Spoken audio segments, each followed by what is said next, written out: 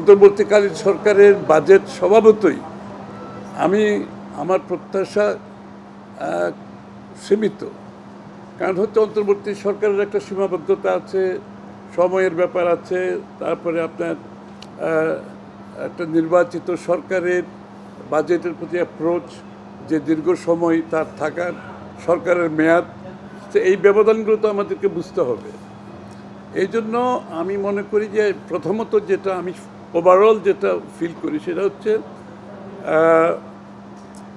বাজেটের সাইজটা যে বিগত সরকার যেভাবে বাজেটের সাইজ বাড়াতে যে জায়গায় নিয়ে গেছে, সেটার সাথে বাংলাদেশের রাজস্ব আয়ের কোনো সম্পর্ক নেই, এক নাম্বার। দুই নাম্বার হচ্ছে আপনি যখন রাজস্ব আয়ের পুরোটাই আপনার পরিচালন ব্যয়ের মধ্যে ব্যয় হয়ে যাবে, তাহলে আপনি পুরো উন্নয়ন বাজেটটা কিন্তু দেশের ভিতর থেকে দেশের বাইরের থেকে আপনি ধার করে চালাচ্ছেন।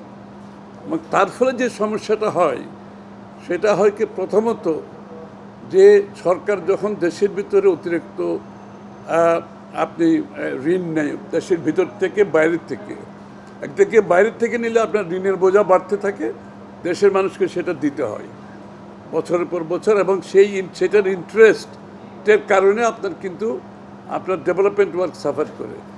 আবার দেশের ভিতর থেকে নিলে দুইটা ক্ষতি, আরও বেশি ক্ষতি, এই জন্য যে আপনার তো এটার ইন্টারেস্ট, এটার যে সুদ পে করতে হয়, যেটা দেশের ওভারঅল বাজেটকে ক্ষতিগ্রস্ত করে। আর দ্বিতীয় কথা হচ্ছে সরকারকে অনেক বেশি টাকা আভ্যন্তরীণ যেটা ঋণ নিলে যেটা হয়, এটা ব্যাংক থেকে অতিরিক্ত ঋণ নিতে গেলে ব্যাংকের ইন্টারেস্ট বেড়ে যায়, এবং ব্যাংকের থেকে যখন সরকার বেশি লোন নিয়ে নেয় তখন কিন্তু ব্যক্তি খাতে আর লোনটা কমে যায়, তাদের লোনটা তারা পায় না।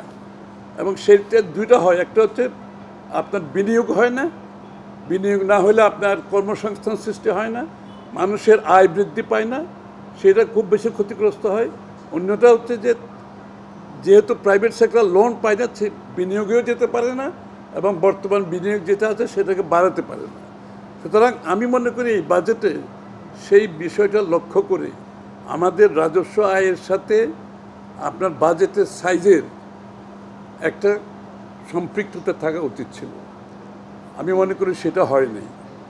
সেটা পুরোটাই রাজস্ব আয় যেটা আছে সেটা আপনার পরিচালনা ব্যয়ের মধ্যে চলে যাবে, এবং পুরোটাই কিন্তু দেশের ভিতর থেকে বাইরের থেকে লোন নিতে গেলে যে প্রভাবগুলো আমি বললাম, এই প্রভাবের কারণে অর্থনৈতিক ক্ষতিগ্রস্ত হবে। আগের যেভাবে বাজেট চলে আসছে, মূলত সেখান থেকে আমরা খুব একটা সংখ্যার তারতম্য, ছোটোখাটো হয়েছে, কিন্তু প্রিন্সিপালের যে বাজেটের যে প্রিন্সিপাল, ওই জায়গাটাই কিন্তু আমরা আগের মতো রয়ে গেছি। সুতরাং গতানুগতিক শব্দটা আমি বলতে চাই না আর কি, অনেকটা সেই জায়গা থেকে খুব একটা বেরোতে পারেনি।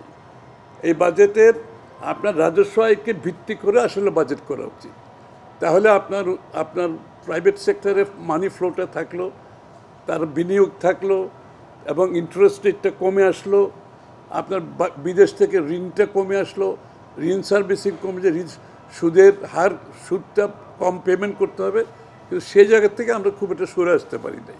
এখন আমাদের বৈদেশিক ঋণ প্রায় 3.5 বিলিয়নের মতো, এরকম কিছু একটা ফিগার আছে। তাহলে আপনি ওইটাকে মাথায় রাখতে হবে, আপনার রাজস্ব আয়কে মাথায় রাখতে হবে। আপনি ওইটাকে মাথায় রেখে যদি আমার মন্তব্য দিতে হয়, তাহলে কিন্তু এই বাজেটের সাইজটা আরও ছোটো হওয়া উচিত ছিল। তাহলে এটা তো হাউস হোল্ডের মতো, আপনার গৃহস্থের একটা ইনকামের মতো, একই কথা, তো কোনো ডিফারেন্স তো নাই। সুতরাং সেই ক্ষেত্রে আমি মনে করি গুণগত দিক থেকে এই বাজেটে আমরা কোনো কিছু পরিবর্তন দেখি নেই, শুধুমাত্র সংখ্যার সামান্য, কিন্তু ওই প্রিন্সিপাল কিন্তু একই রয়ে গেছে, যে ওদের যে কাঠামো কিন্তু একই রয়ে গেছে।